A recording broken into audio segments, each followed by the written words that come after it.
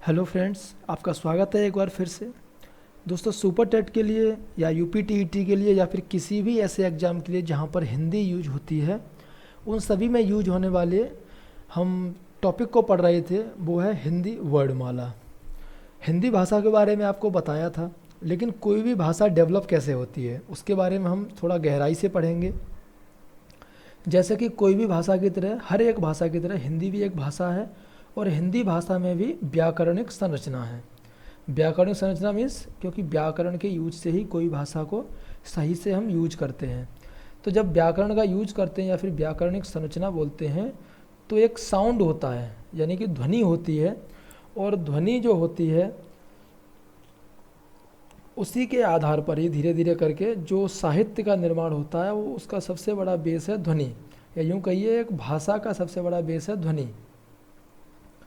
और ये ध्वनि जब आप इसे लिखित रूप में या फिर जब आप इनको अंकित करते हैं ध्वनियों को, तो वही बोली जाती हैं क्या, वर्ड बोले जाते हैं। और जब इन वर्ड को हम अरेंज कर देते हैं तो उसे बोलते हैं वर्डमाला।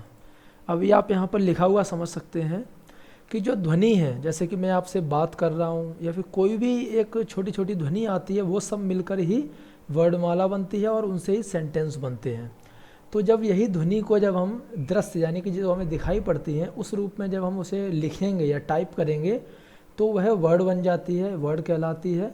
और जो वर्ड हैं इनको जब व्यवस्थित कर देते हैं तो उसे वर्डमाला कहते हैं। तो आप वर्डमाला समझ गए।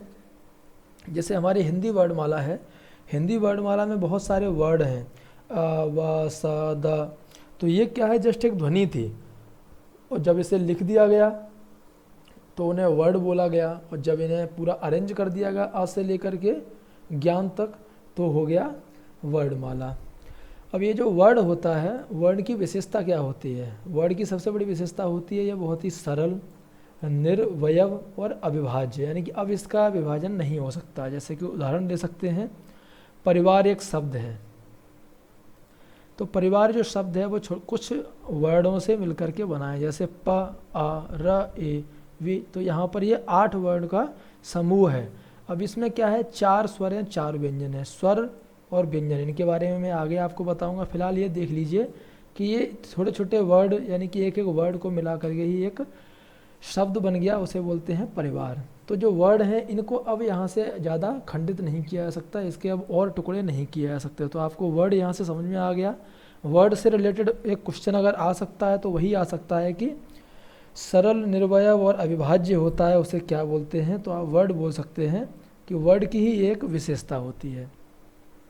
अभी बात करें अगर हिंदी वर्डमाला की, तो हिंदी वर्डमाला में स्पेशली स्वर और व्यंजन 2 से मिलकर के बनी है, और इसमें क्या होते हैं, टोटल 52 वर्ड हैं, 52 इसमें वर्ड हैं। और ये जो 52 वर्ड हैं, जिनमें से 11 हैं मूल स्वर वर्ड। मूल स्वर यानी कि अ, आ, इ, ई, ये जो हैं वो स्वर हैं, जिन्हें मूल स्वर वर्ड बोलते हैं, जिनमें जो ऋषि वाला जो रे है, इसका उच्चारण अब स्वर जैसा नहीं होता है। और 33 मूल व्यंजन हैं, 2 उत्क्षिप्त व्यंजन हैं, 4 संयुक्ताक्षर व्यंजन है, और 2 अयोगवाह। कहने का मतलब है कि इन सभी के बारे में अभी हम धीरे धीरे करके पढ़ेंगे। फिलहाल इस वीडियो में हम स्वर के बारे में पढ़ेंगे। तो टोटल हो गए हिंदी वर्डमाला में मूल स्वर 11, मूल व्यंजन 33, उत्क्षिप्त व्यंजन 2, संयुक्ताक्षर व्यंजन 4, अयोगवाह 2, टोटल मिलाकर के होते हैं 52 वर्ड, जो कि हिंदी वर्डमाला में हो जाते हैं। अभी सबसे पहले बात कर लेते हैं स्वर के बारे में। तो अगर वर्डमाला पढ़नी है तो स्वर और व्यंजन को जानना बहुत ज़रूरी है। स्वर जो कि शुरुआत में आपको बताए थे टोटल 11 हैं। तो स्वर कौन सी ध्वनि है जिनका उच्चारण हम बिना किसी अन्य ध्वनि की सहायता के कर सकते हैं? उच्चारण मीन्स होता है जैसे बोलना। तो यहाँ पर कुछ स्वर बताए गए हैं, मैं अभी आपको बताऊंगा। जैसे आ ले लीजिए, तो आ को आप बोलने के लिए कोई और आपको सपोर्टेड ध्वनि नहीं चाहिए होती है। लेकिन स्वर में भी प्रकार हैं। स्वर कितने, 3 प्रकार के होते हैं। जो 3 प्रकार के स्वर हैं, एक तो है उनमें मूल स्वर, दूसरा है दीर्घ स्वर, और तीसरा है संयुक्त स्वर। मूल स्वर या फिर आप इन्हें बोल सकते हैं ह्रस्व स्वर।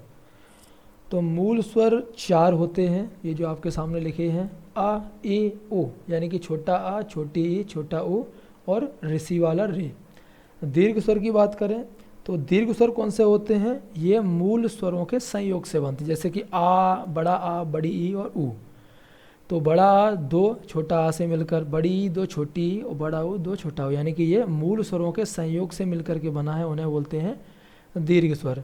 अब बात आती है संयुक्त स्वर की, लेकिन उससे पहले री के बारे में डाउट क्लियर कर लीजिए। आजकल क्या है, ओनली ये 3 ही दीर्घ स्वर माने जाते हैं, लेकिन जो संस्कृत है, संस्कृत में जो ये दीर्घ, जो अगर री प्लस री अगर 2 बार मिला देंगे तो जो बड़ा जो ऋषि का री बनता है उसका भी प्रयोग किया जाता था, लेकिन हिंदी में क्या होता है, इसका प्रयोग नहीं किया जाता है। ठीक है, अब बात करते हैं संयुक्त स्वर की।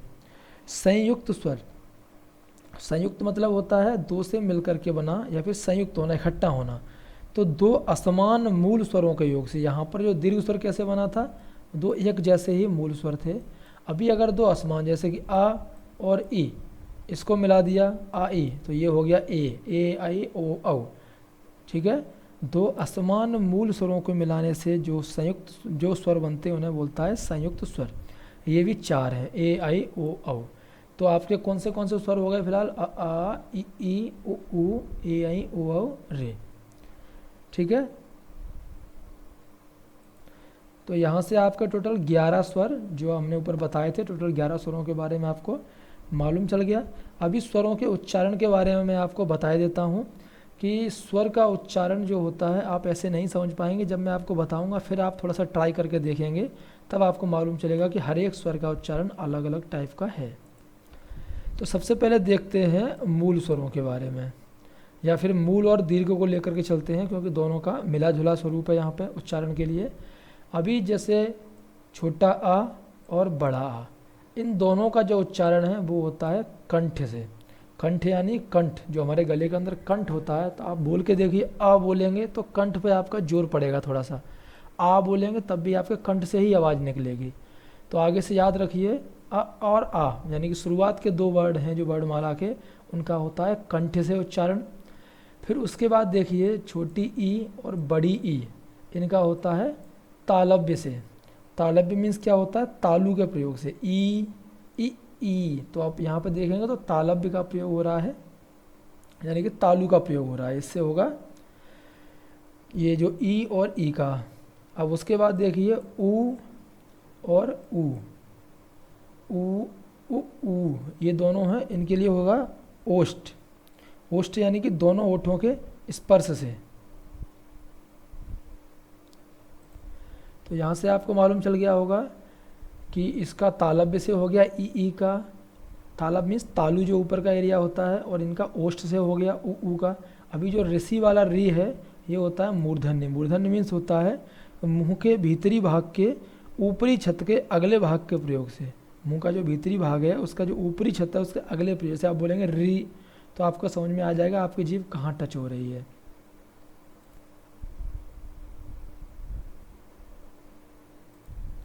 इसके अलावा अगर बात करें संयुक्त स्वर की, तो ए आई है कंठ तालव्य।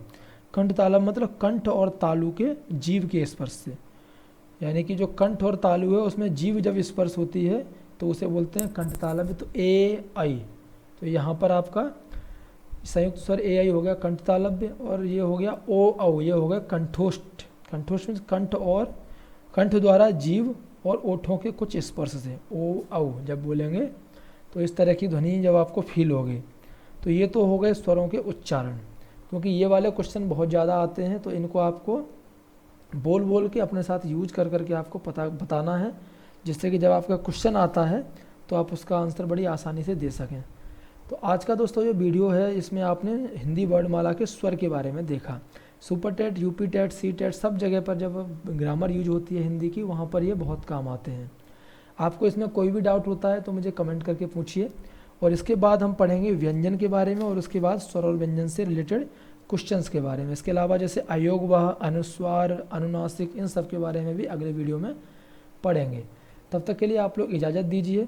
और उसके अलावा दोस्तों आप लोग मुझे टॉपिक भी कमेंट करके बता सकते हैं कि मुझे किसके ऊपर वीडियो बनानी है, जिससे कि मैं उसी के ऊपर, जितने ज़्यादा कमेंट आएंगे मैं उसी टॉपिक के ऊपर वीडियो ज़रूर बनाऊँगा। धन्यवाद दोस्तों।